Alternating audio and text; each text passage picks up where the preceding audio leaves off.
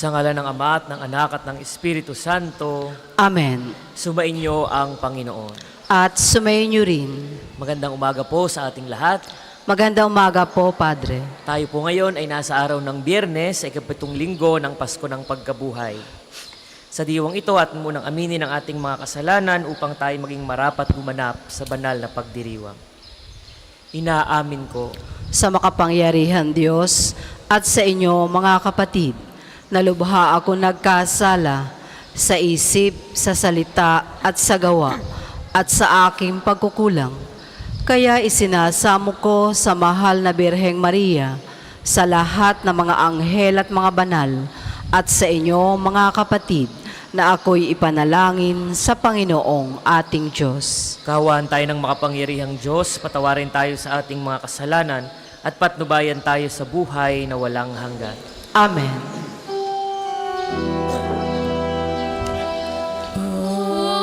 Panginoon, kaawaan mo kami. Panginoon, kaawaan mo kami. Kristo, kaawaan mo kami. Kristo, kaawaan mo kami. Panginoon, kaawaan mo kami. Panginoon, kaawaan mo kami.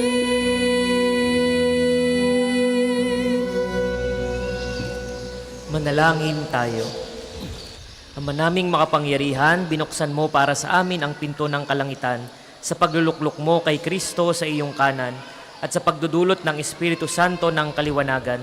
Ipagkaloob mong sa pagsasalo namin sa iyong bigay, ang aming katapatan ay lalong madagdagan at kami sumapit sa kapupunan ng pananalig na tunay sa pamagitan ni Jesucristo kasama ng Espiritu Santo magpasawalang hanggan.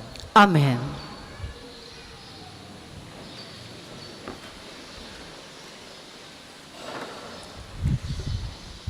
Pagbasa mula sa mga gawa ng mga apostol. Noong mga araw na iyon, dumating sa Cesarea si Haring Agripa at si Berenice upang bumati kay Festo. Nang matagal-tagal na sila roon, inilahad ni Festo sa hari ang tungkol kay Pablo. Si Felix ay may iniwan ditong isang bilanggo, wika niya. Nang ako'y nasa Jerusalem, isinakdal siya sa akin ng mga punong saserdote at ng matatanda ng mga Hudiyo at hininging parusahan siya. Sinagot ko sila na hindi ugali ng mga Romano ang magparusa sa sino mang nasasakdal nang hindi muna nagkakaharap ang magkabilang panig at nagkakaroon ng pagkakataong makapagtanggol sa sarili ang nasasakdal. Kaya't nang dumating sila rito, hindi na ako nag-aksaya ng panahon. Kinabukasan din, ipinatawag ko sa hukuman ang taong iyon. Nang magkaharap-harap sila, siya na may hindi nila ipinagsakdal sa anumang mabigat na pagkakasala na inaakala kong ipararatang nila. Ang pinagtatalunan lang nila ay tungkol sa kanilang relihiyon at sa isang taong ang pangalay Jesus. Patay na ang taong ito, ngunit ipinipilit naman ni Pablo na siya'y buhay. Hindi ko malaman kung ano ang gagawin sa bagay na ito, kaya tinanong ko siya kung ibig niyang sa Jerusalem siya litisin. Ngunit tumutol si Pablo at hiniling na ipaubaya sa emperador ang pagpapasiya sa kanyang usapin. Kaya't pinabantayan ko siya upang ipadala sa emperador. Ang salita ng Diyos. Salamat sa Diyos. Salmon tugunan, Panginooy may luklukang matatag sa kalangitan. Panginooy may luklukang matatag sa kalangitan. Panginooy papurihan, purihin mo kaluluwa. Ang pangalan niyang banal, purihin mo sa tuwina. Ikaw, aking kaluluwa, ang Diyos ay papurihan, at huwag mong lilimutin yaong kanyang kabutihan. Panginooy may luklukang matatag sa kalangitan. Ang agwat ng lupa't langit, sukatin may hindi kaya. Gayon ang pag-ibig ng Diyos sa may takot sa Kanya. Ang silangan at kanluran, kung gaano ang distansya, gayong-gayon ang pagtingin sa sinumang nagkasala. Panginooy may luklukang matatag sa kalangitan. Ang poon nga ang nagtayo ng trono sa kalangitan. Mula doon sa nilikhay, maghaharing walang hanggan. O purihin ninyo siya, kayong mga anghel ng Diyos, kayong mga nakikinig, at sa Kanya'y sumusunod. Panginooy may luklukang matatag sa kalangitan. Magsitayo po ang lahat.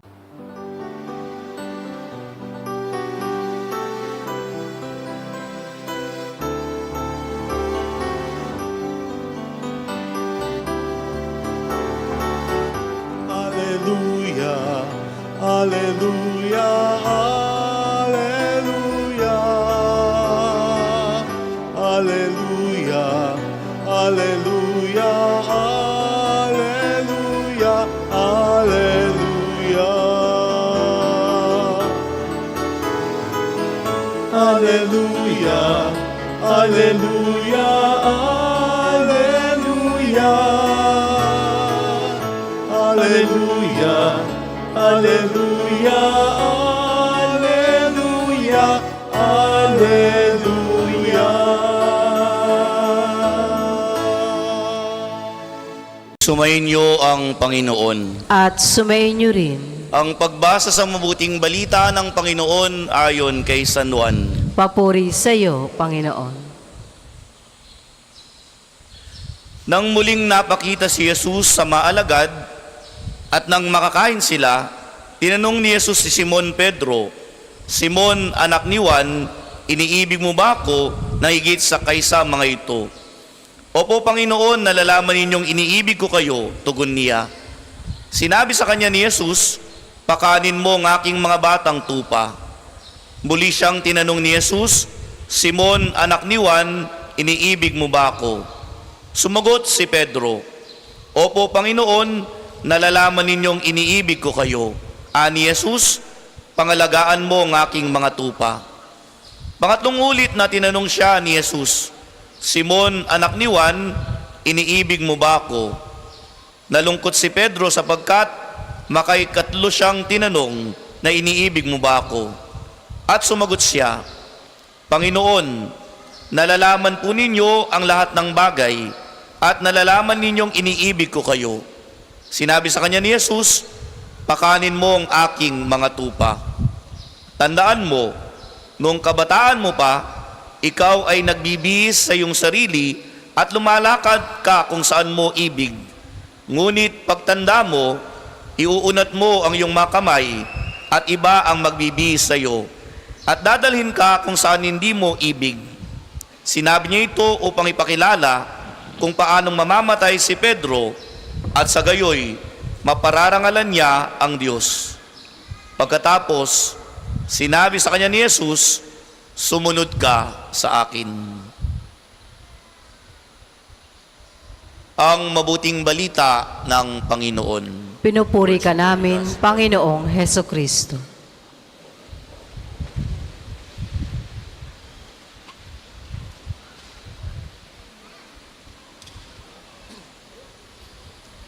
Sa atin pong dalawang bisitang pari mula Pangasinan at Pampanga at sa inyo pong lahat na narito, magandang umaga po.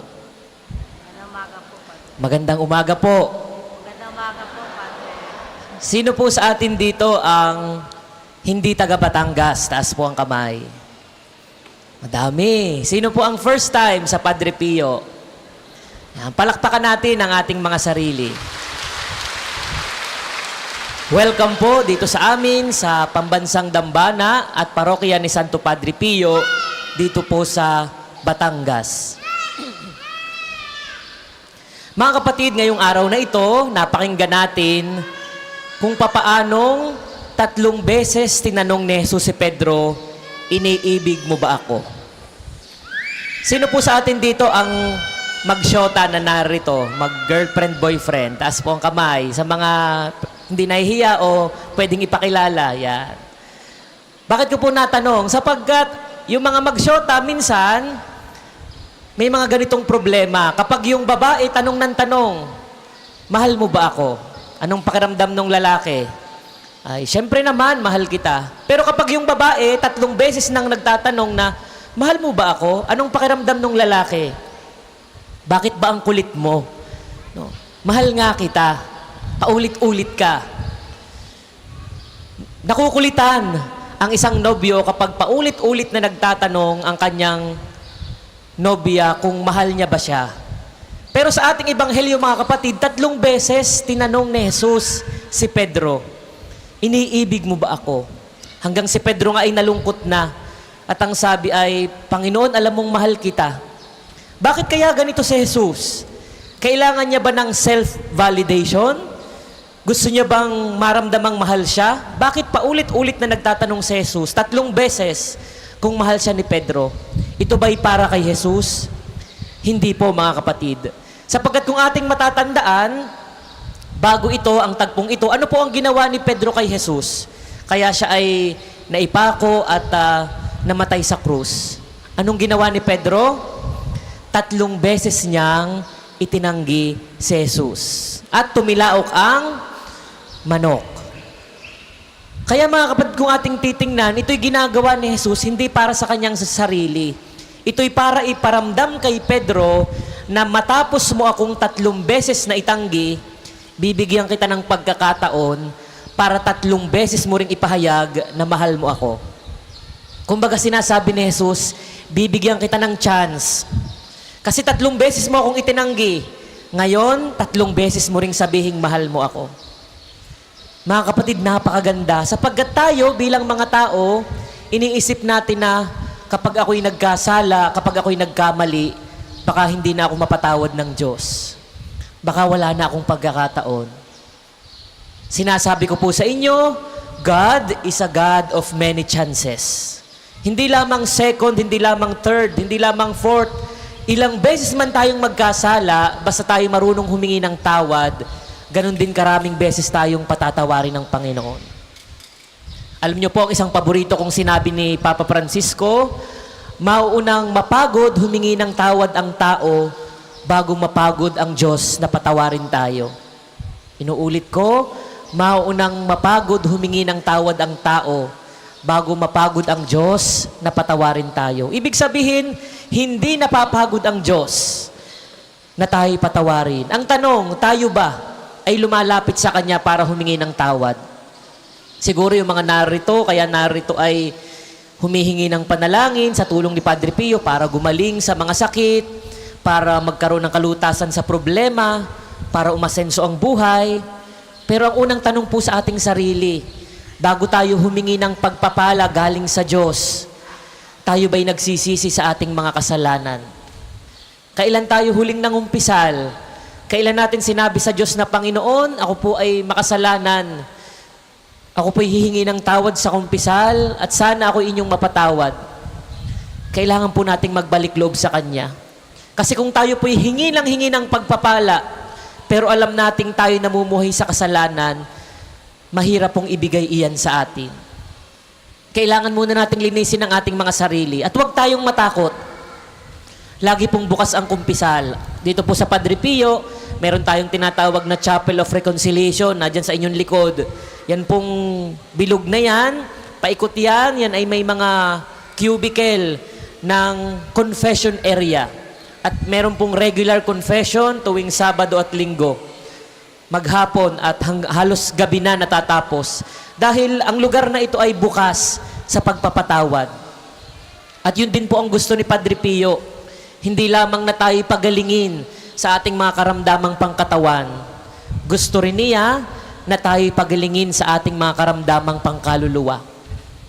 Siguro po narinig nyo na ang kwento. Nung nabubuhay pa si Padre Pio, siya ay naglalaan ng mahabang oras sa kumpisal. At dahil nga po siya ay banal, bago pa lumapit yung tao, alam niya ang kasalanan ng tao bago pa sabihin. Kasi alam na niya, ganun siya kabanal.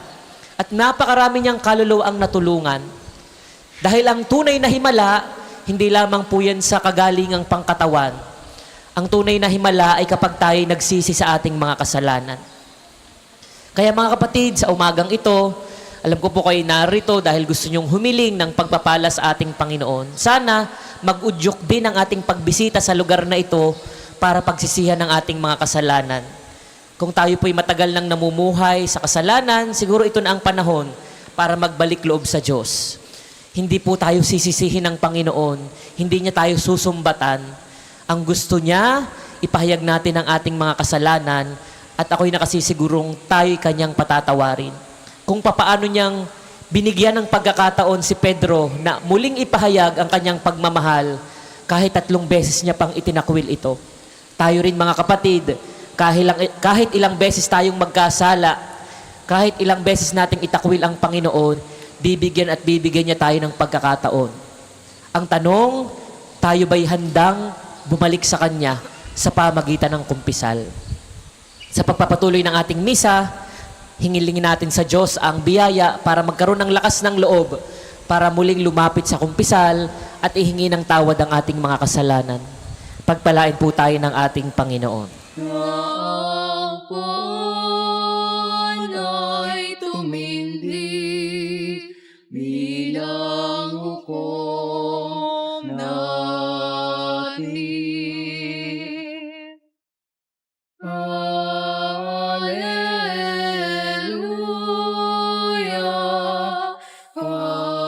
hallelujah,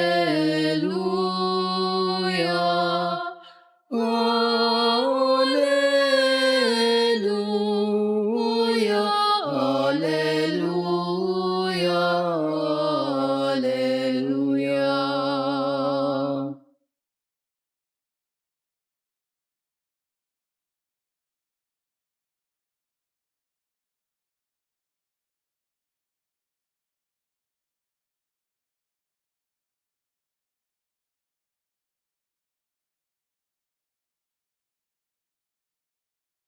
Magsitayo po ang lahat. Manalangin kayo mga kapatid upang ang paghahain natin ay kalugdan ng Diyos amang makapangyarihan. Tanggapin nawa ng Panginoon itong paghahain sa iyong mga kamay, sa kapurihan niya at karangalan, sa ating kapakinabangan at sa buong sambayanan niyang banal. Ama naming lumikha, tunghayan mo ang paghahain ng iyong sambayanan upang kapakundangan sa iyong kinalulugdang mga alay, ang aming kalooban ay gawing dalisay sa pagdating ng Espiritong Banal sa pamagitan ni Jesucristo kasama ng Espiritu Santo magpasawalang hanggan. Amen. Sumainyo ang Panginoon. At sumayin niyo rin, Itaas sa Diyos ang inyong puso at diwa. tinaas na namin sa Panginoon. Pasalamatan natin ang Panginoong ating Diyos. Marapat na siya ay pasalamatan. Ama naming makapangyarihan, tuning ang marapat na ikaw ay aming pasalamatan sa pamagitan ni Jesucristo na aming Panginoon. Nung siya'y muling nabuhay, siya'y nagpakita sa mga alagad niyang mahal. Samantalang siya'y kanilang kapisan, siya'y umakyat sa kalangitan. Sa kanyang pagluklok sa kanang kamay mo, kaming mga kapwa niya ay di na rin iba sa iyo. Kaya kaisa ng mga anghel na nagsisiawit ng papuri sa iyo, nang walang humpay sa kalangitan, kami nagbubunyi sa iyong kadakilaan.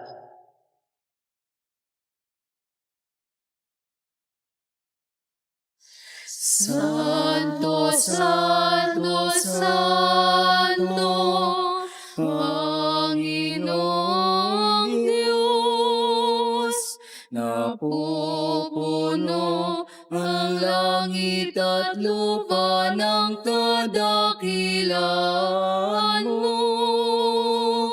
Hosana, Hosana, Hosana sa kaitaasan. Hosana, Hosana, Hosana sa kaitaasan. Pinagpala ang naparirito sa ngalan ng Panginoon. Hosana, Hosana, Hosana sa kaitaasan. Hosana, Hosana, Hosana sa kaitaasan. Kung hindi po kayang lumuhod, manatili pong nakatayo na may paggalang.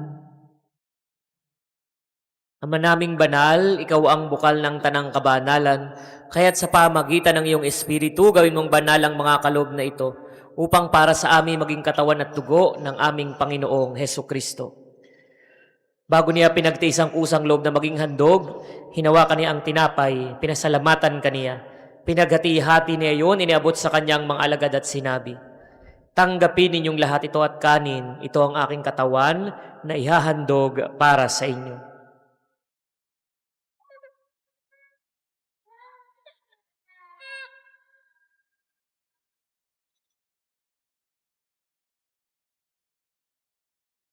Gayun din naman nung matapos ang hapunan, hinawakan niya ang kalis, muli kaniyang pinasalamatan. Iniabot niya ang kalis sa kanyang mga alagad at sinabi, "Tanggapin ninyong lahat ito at inumin. Ito ang kalis ng aking dugo, ng bago at walang hanggang tipan. Ang aking dugo na ibubuhos para sa inyo at para sa lahat, sa ikapagpapatawad ng mga kasalanan. Gawin ninyo ito sa pag-alaala sa akin."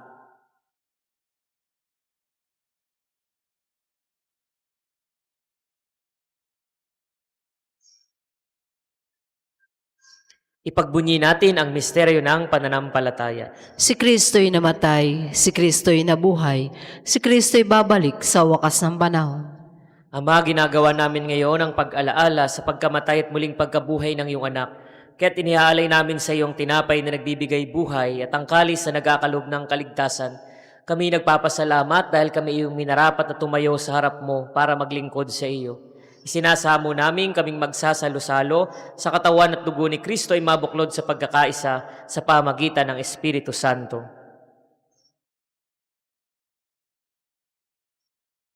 Ama, lingapin mo yung simbahang laganap sa buong daigdig. Puspusin mo kami sa pag-ibig, kaysa ni Leo na aming Santo Papa, ni Gilbert na aming Obispo, at ng Tanang Kaparian.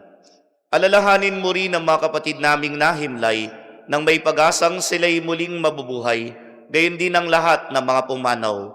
Kaawaan mo sila at patuloyin sa iyong kaliwanagan. Kaawaan mo at pagindapatin kaming lahat na makasalo sa iyong buhay na walang wakas. Kaysa ng mahal na Birheng Maria, ang ina ng Diyos, ni San Jose na kanyang kalislinisang esposo, kaysa ng mga apostol at lahat ng mga banal, si Santo Padre Pio ng Pietrelcina, na namuhay dito sa daigdig ng kalugod-lugod sa iyo. Maipagdiwang nawa namin ang pagpupuri sa ikararangal mo sa pamamagitan ng iyong anak na aming Panginoong Heso Kristo.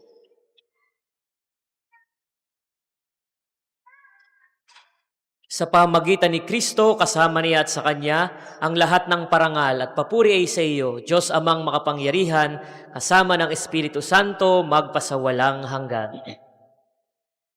Amen, Amen, Amen.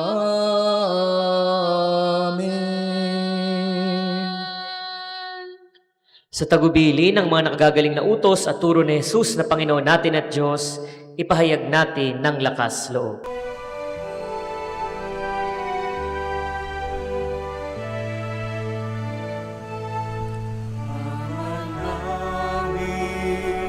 Sumasalangit ka, sambahin ang ngalan mo,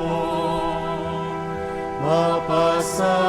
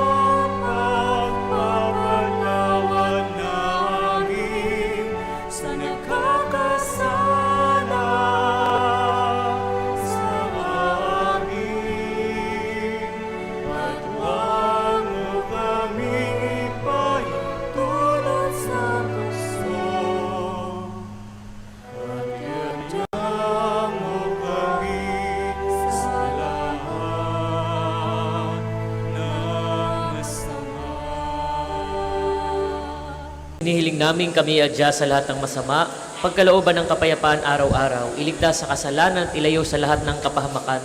Samantalang aming pinananabikan ang dakilang araw ng pagpapahayag ng tagapagligtas naming si Jesu Kristo. Sapagkat sa'yo nagmumula ang kaharian at kapangyarihan at ang kaluwalhatian magpasawalang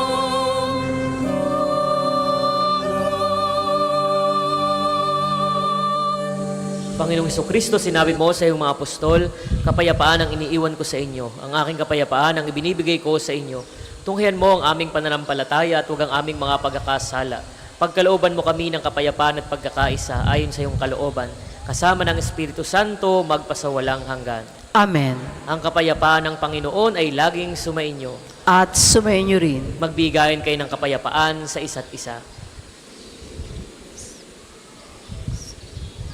Kordero ng Diyos, nag-aalis sa mga kasalanan ng sanlibutan, maawa ka sa amin. Kordero ng Diyos, nag-aalis sa mga kasalanan ng sanlibutan, maawa ka sa amin. Kordero ng Diyos, nag-aalis sa mga kasalanan ng sanlibutan, pagkaloob mo sa amin ang kapayapaan. Kung hindi po kayang lumuhod, ay manatili pong nakatayo na may paggalang.